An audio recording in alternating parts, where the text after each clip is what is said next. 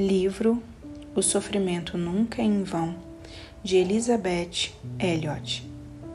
A Terrível Verdade. Capítulo 1. Quando eu soube que meu primeiro marido, Jim, estava desaparecido na reserva indígena Auca, o Senhor trouxe à minha mente algumas palavras do profeta Isaías. Quando passares pelas águas, eu serei contigo. Quando pelos rios, eles não te submergirão. Isaías 43, 2. Então, em silêncio orei. Senhor, não permita que as águas transbordem. E ele me ouviu e me respondeu. 2 anos depois, fui morar com os índios que haviam matado Jim. 16 anos depois, após ter voltado aos Estados Unidos, casei-me com um teólogo chamado Addison Lake. 3 anos e meio depois, ele morreu de câncer. Algumas situações difíceis têm ocorrido na minha vida, é claro, assim como na sua. E eu não posso lhe dizer, sei exatamente aquilo pelo qual você está passando, mas posso afirmar, conheço aquele que sabe. E cheguei à conclusão de que foi por meio do sofrimento mais intenso que Deus me ensinou as lições mais profundas. E se confiarmos nele dessa forma, podemos chegar à segurança inabalável de que ele está no comando. Deus tem um propósito amoroso e ele pode transformar algo terrível em algo maravilhoso. O sofrimento nunca é em vão. Quando pediram a C.S. Lewis que escrevesse um livro sobre o problema da dor, ele pediu permissão para escrevê-lo no anonimato. O pedido foi recusado, por não estar em consonância com aquela série editorial em particular. Então ele escreveu o seguinte em seu prefácio: se eu fosse dizer o que realmente penso sobre a dor, seria obrigado a fazer afirmações aparentemente tão ousadas que soariam ridículas se soubessem quem as fizera. Eu penso da mesma forma. Ao ouvir as histórias de outras pessoas sobre seus próprios sofrimentos, sinto como se eu mesma não soubesse praticamente nada sobre o assunto. Estou no jardim de infância, por assim dizer, em comparação à minha amiga Jen, por exemplo, que é tetraplégica e tem de permanecer deitada, de um lado para o outro, 24 horas por dia, numa casa de repouso em Connecticut. Ou a minha amiga Judy, da Califórnia, que nasceu sem as pernas. Ou ao meu amigo mais recente, Joy Bailey, que perdeu 3 filhos. Porém, se tudo o que descobri acerca do sofrimento fosse obtido apenas por observação, seria ainda assim suficiente para me dizer que estamos diante de um tremendo mistério. O sofrimento é um mistério que nenhuma de nós tem de fato a capacidade de percurtar. E estou certa de que um mistério do qual todas indagamos a razão em um ou noutro momento. Se tentarmos conciliar o mistério do sofrimento com a ideia cristã de um Deus que sabemos nos amar, se pensarmos nisso por mais de 5 minutos, a noção de um Deus amoroso não pode ser deduzida da evidência de termos à nossa volta, muito menos da experiência humana. Gostaria de relembrar uma história sobre minha própria educação doméstica. Cresci num sólido lar cristão na Filadélfia, no qual ambos os meus pais eram o que chamo de cristãos 7 dias por semana. Na porta de entrada da casa, tínhamos uma pequena placa de metal que dizia: Cristo é o cabeça deste lar, o convidado invisível em cada refeição, o ouvinte silencioso de cada conversa. Aprendemos que Deus é amor. Penso que um dos primeiros hinos que aprendemos foi aquele singelo cântico evangélico: Jesus me ama, isso eu sei, pois a Bíblia assim me diz. Quando eu tinha 9 anos, morávamos num bairro de 42 meninos, mas eu tinha uma amiga cujo nome era Ezzy e que morava a cerca de 6 quarteirões.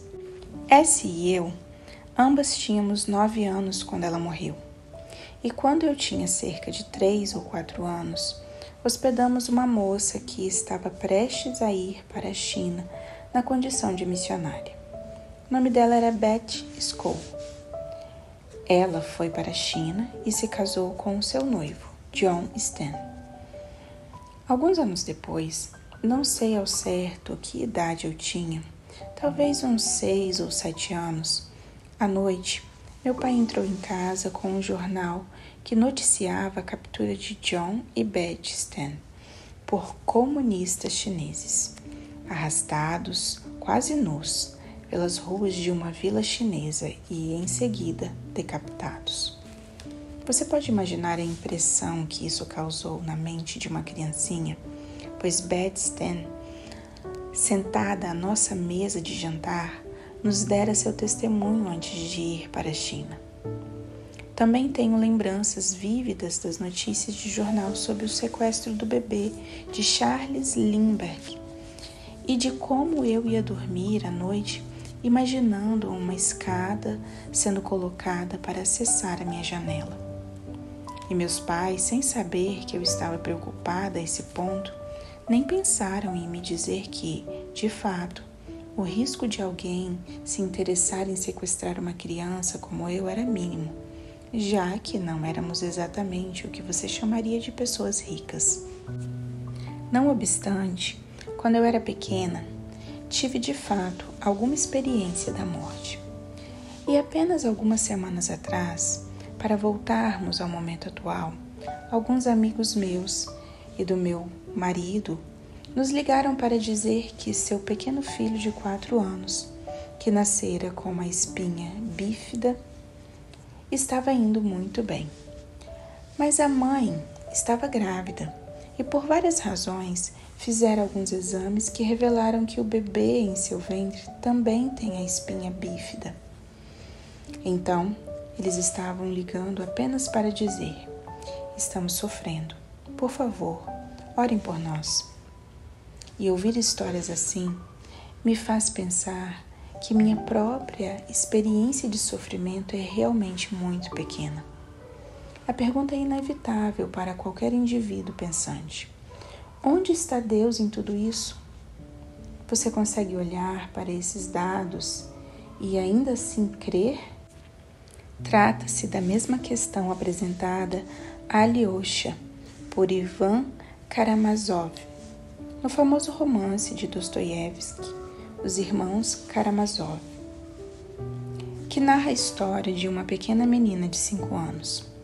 Ivan diz ao seu irmão, Alyosha: pois bem, estes ilustres pais submetiam a pobre criatura a todo o gênero de torturas. Açoitavam-na, davam-lhe pancadas, espancavam por qualquer coisa, até que o corpo dela ficasse completamente torturado. E logo começavam os maiores refinamentos de crueldade. Encerravam-na num lugar nauseabundo nas noites geladas e, sob o pretexto de que ela não chamava para que a tirasse dali, como se uma criatura de 5 anos pudesse despertar do seu sono angelical e profundo e chamar. Sujavam-na, enchiam-lhe a boca de excrementos, e era a mãe, a própria mãe, quem lhe fazia isto. E essa mãe podia dormir enquanto a filha gritava até desistir. Compreenderás tu por que razão esta criança, que ainda não tem consciência do que lhe fazem, bate com os punhos no peito, as mãos geladas do frio e das trevas, e derrama doces lágrimas suplicando a ajuda do bom Deus? Compreendes isto, irmão amigo, piedoso e humilde noviço? Compreendes por que se há de permitir tal infâmia? Por isso me apresso a devolver o meu bilhete, e se sou honrado, devo devolvê-lo o mais depressa possível. É isso que tenho de fazer. Não é que rejeite Deus, Alyosha. Devolvo-lhe apenas o bilhete. Ora bem, rogo-te que me respondas. Supõe que estás construindo o destino humano com o objetivo de fazer por fim o homem feliz, dando-lhe paz e tranquilidade, mas que fosse essencialmente indispensável torturar uma criança de peito até a morte e acertar esse edifício de felicidade nessas lágrimas que ficam sem vingança. Consentirias em ser o arquiteto em tais condições? Fala e diz-me o que sentes. E o que eu desejo compartilhar com você é o que considero ser a verdade nua e crua, sem evasivas e sem lugares comuns óbvios e simplórios. Está bem fresca em minha memória uma imagem que vi na revista Time, na semana de um incontável bebê recém-nascido, cuja mãe era viciada em crack. O simples fato de olhar para aquela imagem abalou em minha mente, por assim dizer, tudo o que eu planejava dizer a vocês nesta série. Ontem aconteceu de eu me sentar no avião ao lado de uma mulher que lia um livro intitulado Manual do Senhor da Vida, o qual, segundo a capa, era sobre metafísica, conscientização do cérebro e da mente, princípios do potencial humano, além desta espantosa afirmação: crie sua própria realidade agora. E eu pensei em como odiaria ser levada a esse extremo de ter de criar minha própria realidade, em face das condições da experiência humana. Desse modo, levanto a seguinte questão: há uma razão para crer que o sofrimento humano não seja em vão? Há por trás disso tudo algum propósito eterno e perfeitamente amoroso? Se houver, ele não é óbvio nem evidente.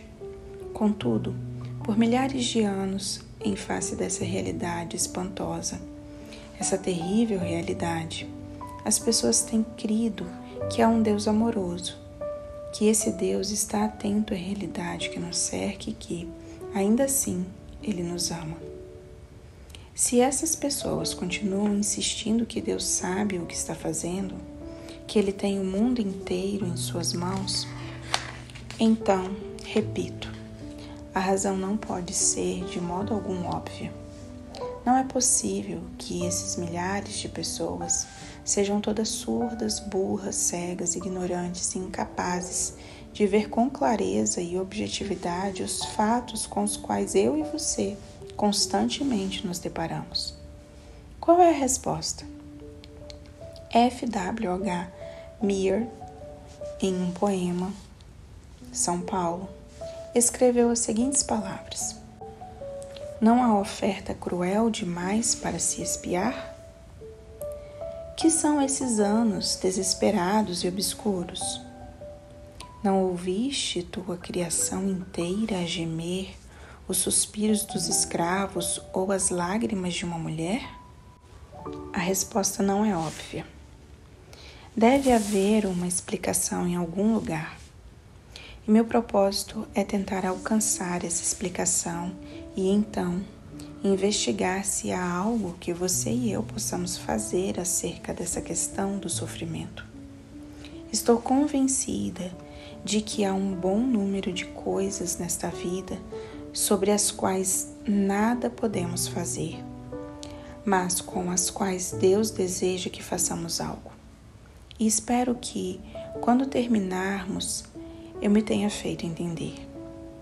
Ora, a palavra sofrimento pode parecer muito elevada, talvez até solene demais para o tipo de dificuldade que temos hoje. Eu não conheço nenhuma de vocês que ouvem meus ensinamentos hoje, Assim como não faço ideia de quem pode ter acesso a esse material no futuro de alguma ou outra forma. Mas se eu conhecesse você e suas histórias, então eu descobriria que não é possível falar pessoalmente a cada necessidade que existe aqui, a cada tipo de sofrimento.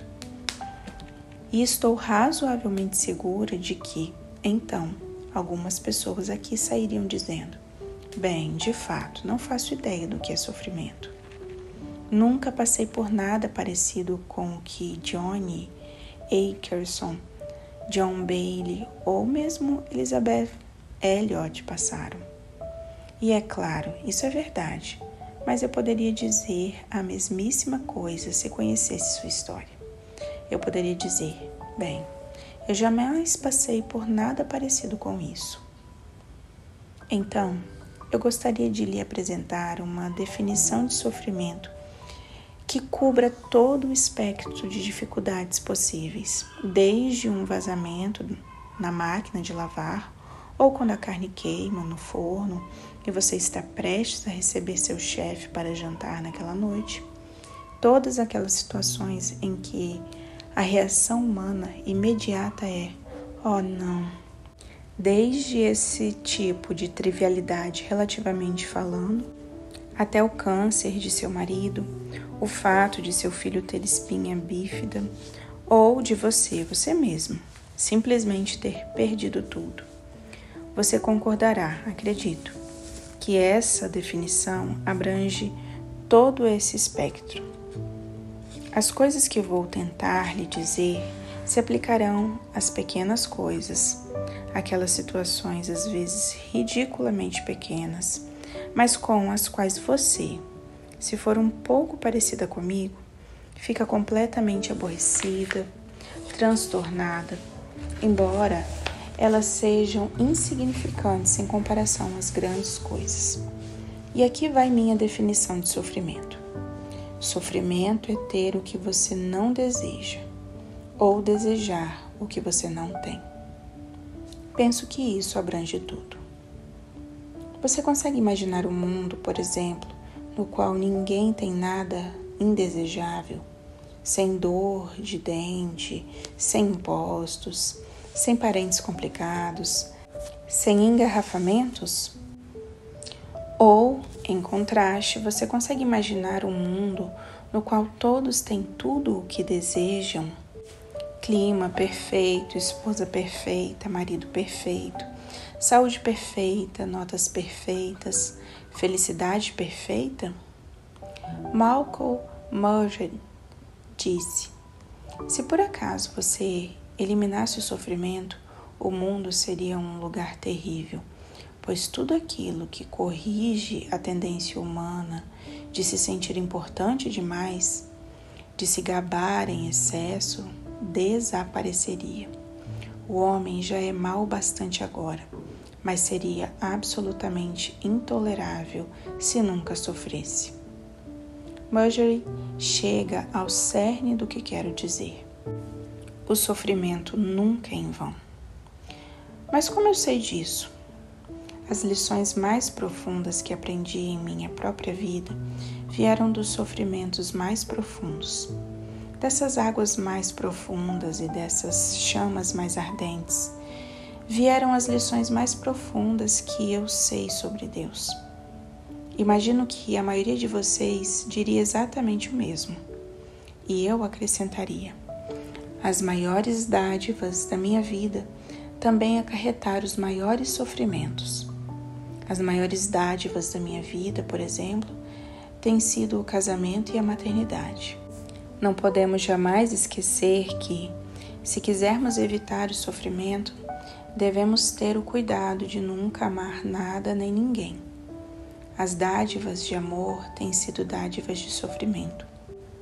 Essas duas coisas são inseparáveis. Ora, eu não venho até você como um teólogo erudito. Eu não venho apenas como alguém que assiste de camarote e pondera friamente, mas como alguém em cuja vida Deus se certificou de que houvesse certa medida de sofrimento, certa medida de dor. E é exatamente dessa medida de dor que tem surgido a convicção inabelável de que Deus é amor.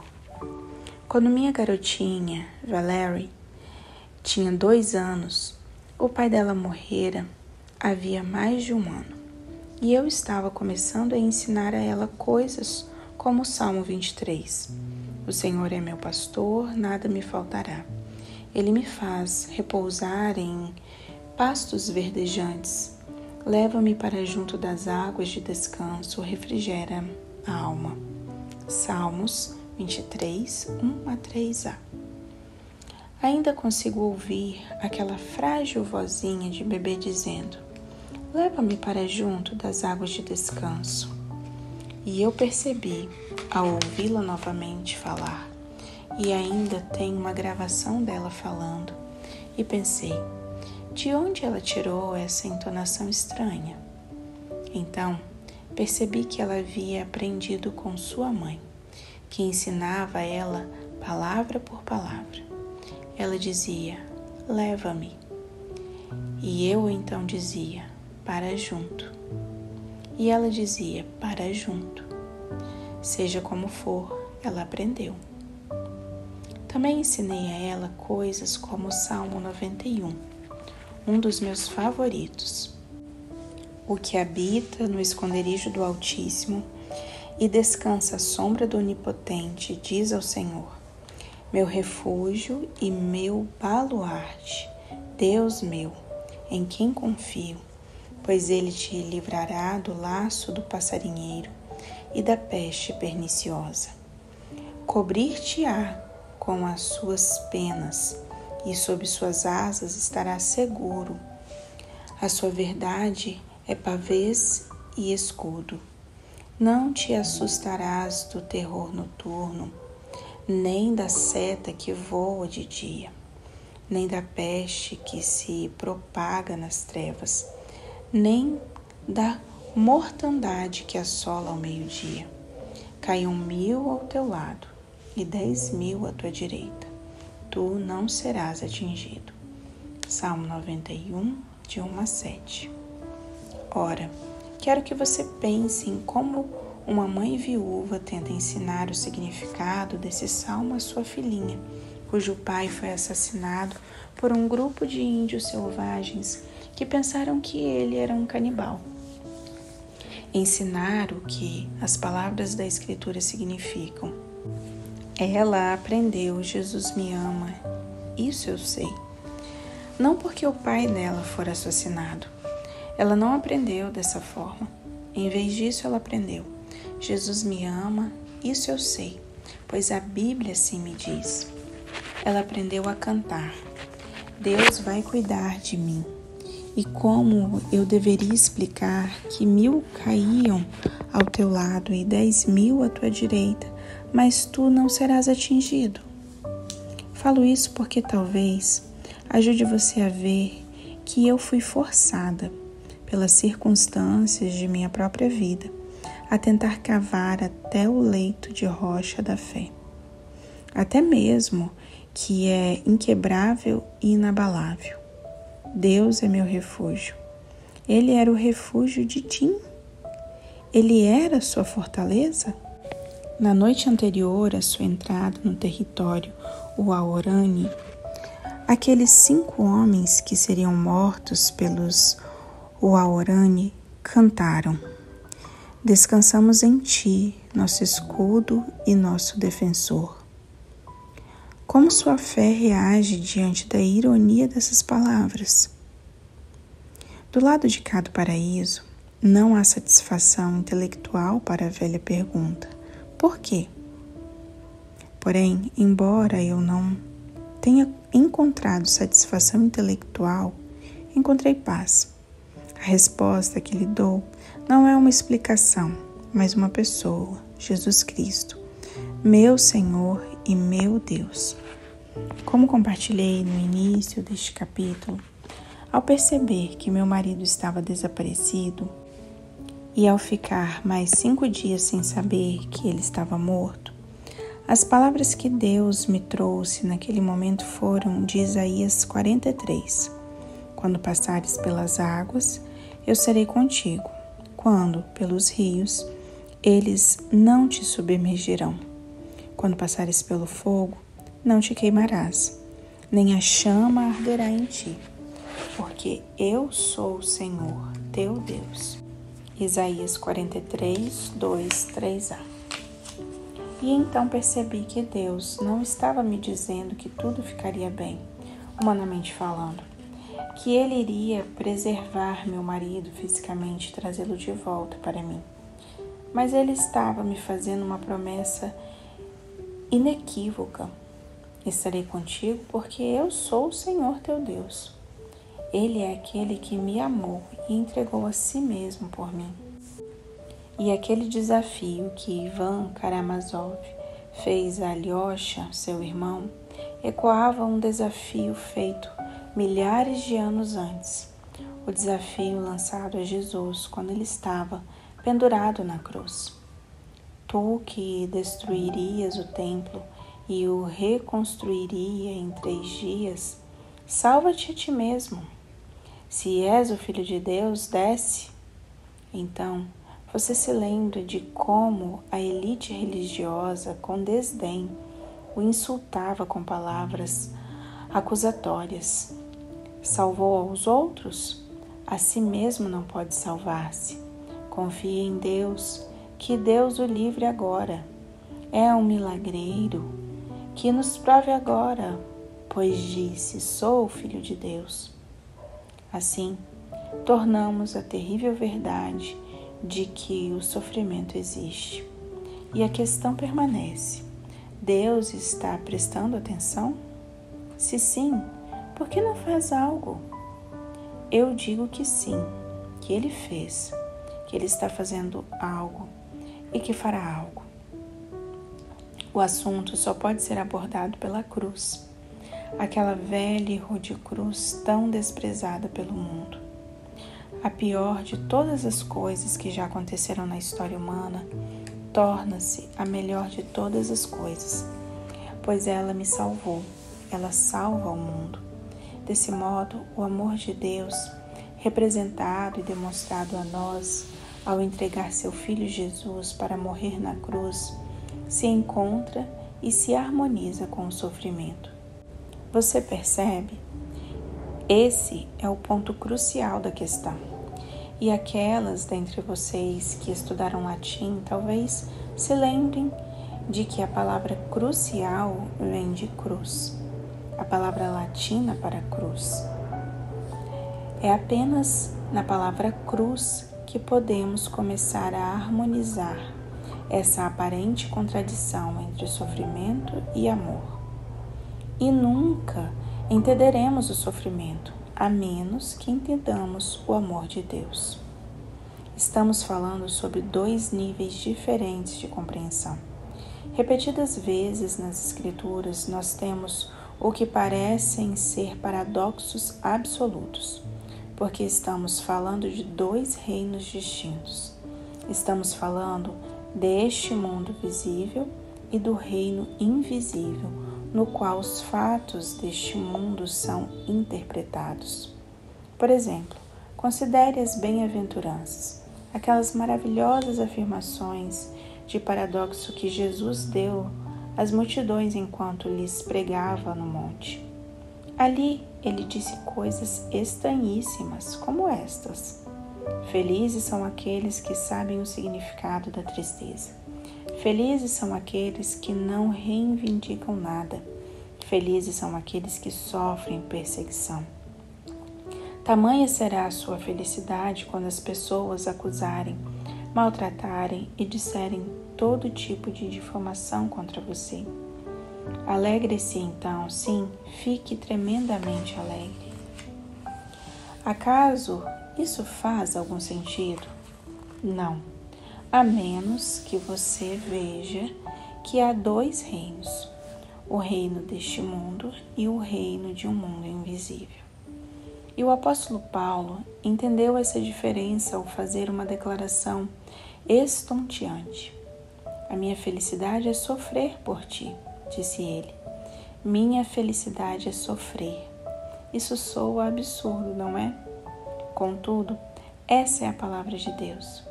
Janet Eshine Stuart disse: alegria não é a ausência de sofrimento, mas a presença de Deus. Foi isso que o salmista descobriu no vale da sombra da morte. Você se lembra? Ele disse: não temerei mal algum. Ora, o salmista não era ingênuo bastante para dizer: eu não temerei mal algum, pois não existe mal algum. Existe sim. Vivemos num mundo mau, despedaçado, deturbado, caído, distorcido. O que ele disse? Não temerei mal algum, porque tu está comigo. O teu bordão e o teu cajado me consolam. Mas quando eu estava agarrada ao meu rádio de ondas curtas na floresta do Equador, em 1956, e ouvi que meu marido estava desaparecido, quando Deus trouxe à minha mente as palavras do profeta Isaías: quando passares pelas águas, eu serei contigo, quando pelos rios, eles não te submergirão, você deve imaginar que minha reação não foi muito espiritual. Eu dizia: mas Senhor, tu estás comigo o tempo todo. O que eu quero é ter Jim. Eu quero meu marido. Nós estamos casados há apenas 27 meses, depois de esperarmos 5 anos e meio. 5 dias depois, eu soube que Jim estava morto. E a presença de Deus comigo não era a presença de Jim. Aquilo era uma realidade terrível. A presença de Deus não alterava o fato terrível de que eu estava viúva. E eu esperava ficar viúva até morrer, pois achava que já havia sido um milagre ter me casado a primeira vez. E não poderia imaginar que me casaria uma segunda vez, muito menos uma terceira. A presença de Deus não mudou a realidade da minha viuvez. A ausência de Jim me empurrou, me constrangeu, me impeliu para Deus, minha esperança e meu único refúgio. E naquela experiência aprendi quem é Deus. Eu conheci como não poderia ter conhecido de outra forma. Por isso posso lhe dizer que o sofrimento foi um meio insubstituível pelo qual aprendi uma verdade indispensável. Eu sou o Senhor. Em outras palavras, aprendi que Deus é Deus. Bem, ainda sinto vontade de voltar a dizer: mas Senhor, e quanto aqueles bebês? E quanto aquela pequena criança com uma espinha bífida? E quanto aqueles bebês que nascem terrivelmente deficientes, com sofrimentos terríveis, porque suas mães viviam na cocaína, na heroína e no álcool? E quanto ao pequeno Macduff, meu cachorro terrier, que morreu de câncer aos 6 anos? E quanto ao bebê Linkenberg e o casal Stan, que foi decapitado? O que dizer de tudo isso? Não posso responder às suas perguntas, nem mesmo as minhas próprias, senão na palavra da Escritura, como as palavras do apóstolo Paulo, o qual conhecia o poder da cruz de Jesus. E foi isso que ele escreveu: porque para mim tenho por certo que os sofrimentos do tempo presente não podem ser comparados com a glória a ser revelada em nós. A ardente expectativa da criação aguarda a revelação dos filhos de Deus. Romanos 8, 18 e 19. A criação se tornou vítima da frustração. Todos aqueles animais, todos aqueles bebês sem culpa alguma, vítima da frustração não por sua própria escolha, mas por causa daquele que a sujeitou. Contudo, sempre houve esperança. E esta é a parte que me traz um conforto imensurável. O próprio universo se libertará do cativeiro da mortalidade e será trazido à liberdade e ao esplendor dos filhos de Deus. De onde vem essa ideia de um Deus amoroso? Não é uma dedução. Não é o homem desesperado em busca de um Deus a ponto de fabricá-lo em sua mente. É o Verbo, aquele que era antes da fundação do mundo, sofrendo como um cordeiro imolado. E ele guarda na manga cartas das quais eu e você não fazemos a menor ideia agora. Ele nos disse o suficiente para sabermos que o sofrimento nunca é em vão. O sofrimento foi um meio insubstituível pelo qual aprendi uma verdade indispensável.